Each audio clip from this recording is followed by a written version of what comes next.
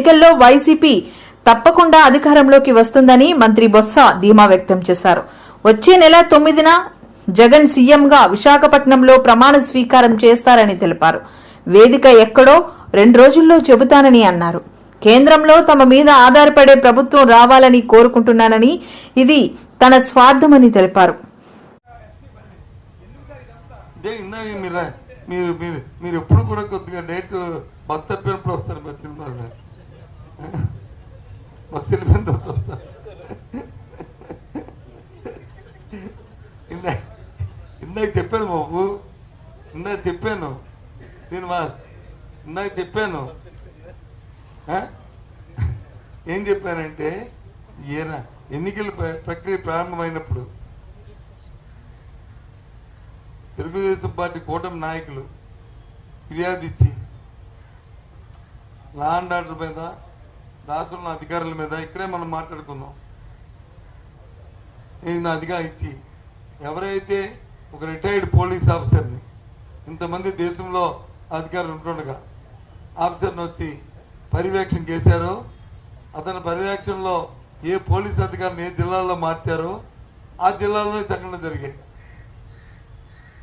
అదేనండి మేము కలెక్టర్కి, సెంట్రల్ ఎలక్షన్ కమిషన్కి అన్నింటికి కంప్లైంట్ చేస్తాం. దాని మీదే, అంతేగాని అక్కడెక్కడ మాది కాదే అధికారుల నిర్లక్ష్యం అది జరగకూడదని కోరుకుంటున్నాం. అందుకే కదా ఇప్పుడు ఏం చెప్పాను. ఇప్పుడు నేను నిన్న వైజాగ్లో ఒక సంఘటన జరిగిందని, అది కక్షలతో, అది రాజకీయ కక్షలతో కాదని నా అభిప్రాయం. ఒకవేళ అది రాజకీయాల కోసం జరిగితే మొత్తం పోలీసులు ఉపేక్షించొద్దు, ఏ పార్టీ వాళ్ళైనా సరే. కానీ సైమల్టేనియస్గా రాజకీయ నాయకులు కూడా రాజకీయ స్వార్థం కోసం, రాజకీయ స్వలాభం కోసం అలాంటి సంఘటనలు మేము ఆడుకోవద్దు. శాంతియుతంగా ఉన్న మన ఉత్తాంధ్ర ప్రాంతాల్లో ఇలాంటివి మళ్ళీ తేవద్దు, దయచేసి కోరుతున్నాను. సైమల్టేనియస్గా పోలీసులు కూడా సీరియస్గా మీరు ఉండాలనేది నా తాలూకా డిమాండ్, నా రిక్వెస్ట్. నేనేమి మా పార్టీ ఆ పార్టీ అన్నా కదా, నేను ఎవరిని కూడా ఉపయోగిస్తున్నాం. ఇలాంటి సంఘటనలు వస్తే మాకు అది పొలిటికల్ లీడర్ అయితే, అదే వ్యక్తిగతంగా ఓ 2 ఫ్యామిలీలో రెండు ఇదో లేదా కొళాయి దగ్గర తగువ లేదా ఇంకో తగులో వస్తే దానికి మనం ఏం చేయలేము. చెప్పండి ఏంటి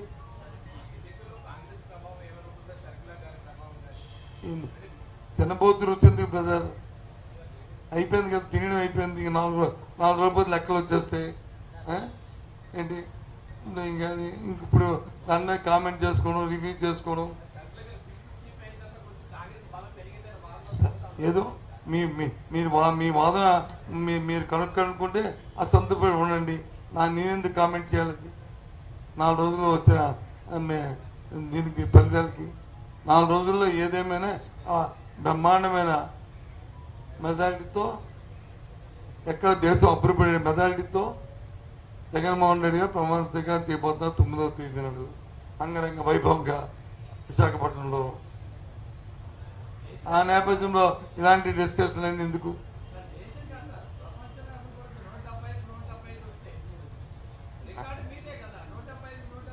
ఓకే చూడు, అది కూడా దేశంలో అవ్వాలని కోరుకున్నాం మేము.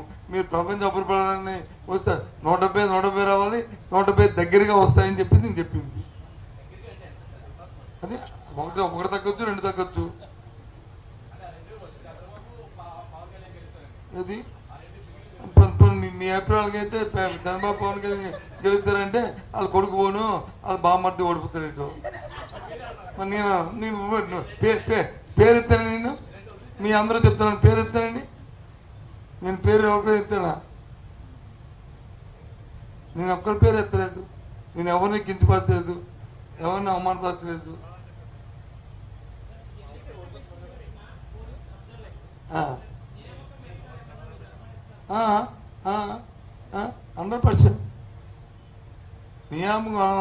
నేను వెనకాతల కొన్ని ఒత్తిడితో అతను వచ్చాడు అనేది మేము అనుకుంటున్నాం. అందుకే దేశంలో ఇంతమంది సీనియర్ అధికారులు ఉంటుండగా నువ్వు ఒక రిటైర్డ్ అధికారిని ఎందుకు ఇవ్వాల్సి వచ్చింది? రిటైర్డ్ అధికారికి ఏ అకౌంటబిలిటీ ఉంటుంది? ఒక రిటైర్డ్ అధికారి వస్తాడు, ఇంకో రిటైర్డ్ అధికారి ఇంటికి వచ్చి రాత్రి సీక్రెట్గా భోజనం చేస్తారు, మన్నాడు వచ్చి యాక్షన్లు ఉంటాయి.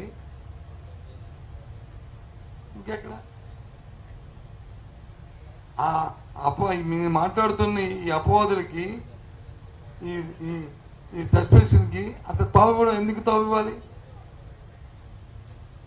తావు ఇవ్వకూడదు కదా. మనం అది ఉంటుంది. కాబట్టి మళ్ళీ మీ ద్వారా కూడా అన్ని రాజకీయ పార్టీలు రిక్వెస్ట్ చేస్తాం, మన సాంప్రదాయం, మన సంస్కృతి, మన ఉత్తరాంధ్ర ప్రాంతంలో ఉన్న మన సోదర భావాన్ని, ఎన్నికల వరకే మనకి ఎన్నికల తర్వాత వచ్చి మనం మన ప్రాంత అభివృద్ధి అనే నినాదం ఏదైతే ఉందో ఈ మధ్యలో కొద్దిగా డీవైడ్ అవుతుంది. దయచేసి వద్దు, అభివృద్ధిలో మనం భాగస్వామ్యం ఉందని కోరుకుంటూ, ఒకవేళ ఏదైనా రాజకీయ కోణం రాజకీయ దాని జరిగితే మాత్రం